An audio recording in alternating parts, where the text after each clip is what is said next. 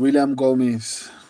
I think a lot of people are being too hard on William Gomis for losing to Haida Mill. I think given the close fight with Joanderson Brito deserves a lot of credit, even though I felt like William Gomis only won that fight because it was in France. Joanderson Brito won that fight.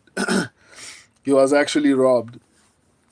But I mean, Ruchala seems like a pretty decent opposition opponent. I don't know why I said it like that, but I don't like guys who are unable to stay consistent outside of the UFC, right? He's on a two-fight win streak, which basically means he lost to someone 2 fights ago. But he's been in championship fights in the last couple of fights, so I guess that deserves a little bit of respect. He's been fighting pretty decently experienced competition. Um, but to be honest, I don't feel like there's anything that great about Ruchala. To be honest, let me actually see. Yeah, I don't see anything. I don't see anything special about Ruchala. I don't understand why people feel like this guy has what it takes to actually beat William Gomis. Short McGee Gomis via point fighting. I fully agree, my guy. Um, I don't know why anyone feels like Ruchala has what it takes to actually get this one done. Largely because I think Gomis is actually pretty decent. The mere fact that he wasn't finished by Joanderson Brito and the loss to Haida Mill is not as bad as people make it out to be. I think William Gomez might not be elite, but I think he's actually pretty decent. Um, so I generally do think he's going to win via decision, like Shoshot McGee said. Shoshot McGee, Gomez has good enough footwork to deal with this guy. I agree. And like I said, this dude is a prospect, and he's a prospect who wasn't dominating outside the UFC.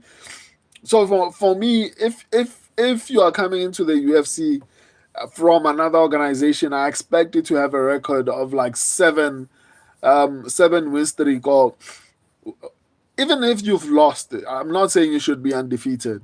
What I'm saying is you need to at the very least be on a streak.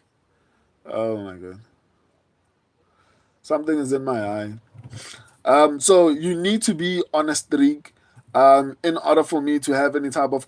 Even if you're on a streak, it's gonna still be a little bit challenging for me to be like, do you still have do you have what it takes to actually win? But if you're still struggling and you're on a two-fight win streak in the outside the UFC, that's not a good look. It's kind of like someone who's going life and death with someone who's not ranked. How do you expect to dominate top five athletes if you are going life and death with people who are not even ranked? Like for me, those are some of the things that I look at when I take into consideration who I'm supposed to be picking. And someone who has a two-fight win streak coming to the UFC fighting someone who's as decent as William Gomez. I don't know, man. I think it's a recipe for disaster. Shout out to him. He's been fighting at championship level at KSW. So I think that deserves a little bit of respect. But still, for me personally, it's not enough, especially because the guy is not a finisher.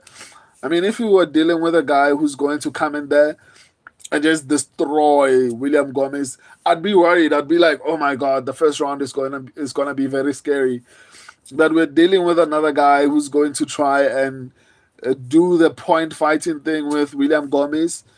And I feel like this is the kind of guy that William Gomez, even though he doesn't finish fights that often, these are the kind of guys that he needs to be finishing, right? I can see a situation where he finishes him.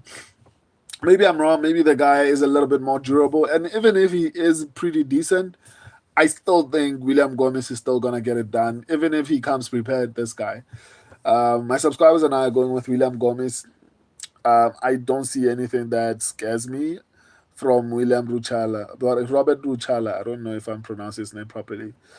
Shoshot McGee, just a slow hit big hitter with zero wrestling. Yeah, and even then, he's not great at finishing fights. I think the guy has like a 55% finishing rate. I mean, that's WMMA finishing rate, man. Like it's not impressive.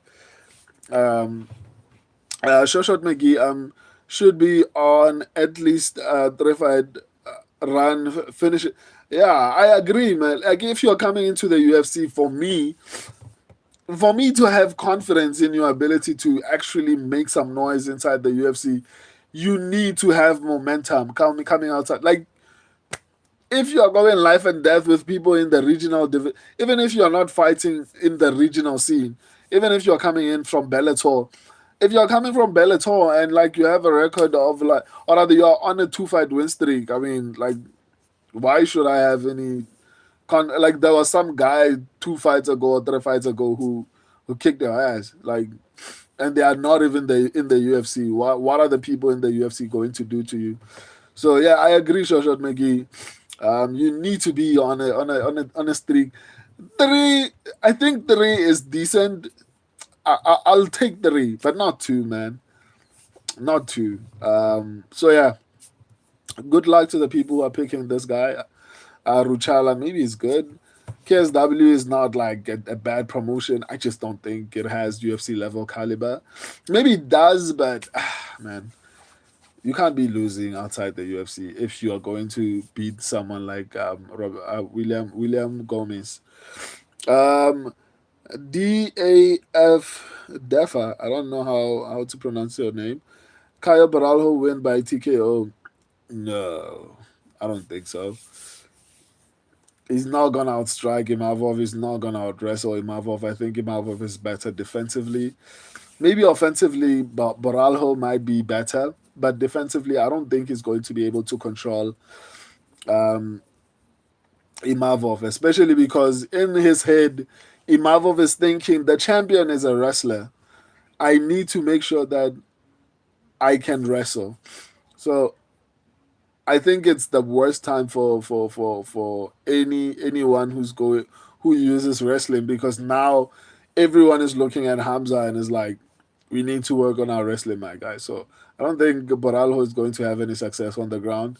He's definitely not gonna outstrike Imavov. So I don't know, man.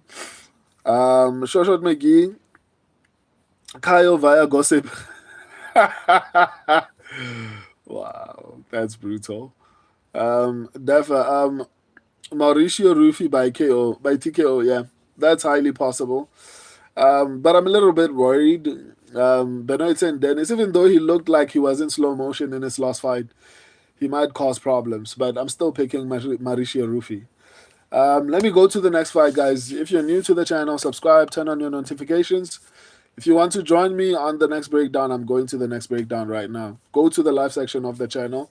You'll see all the breakdowns that I've done so far. Sharp. Deuces.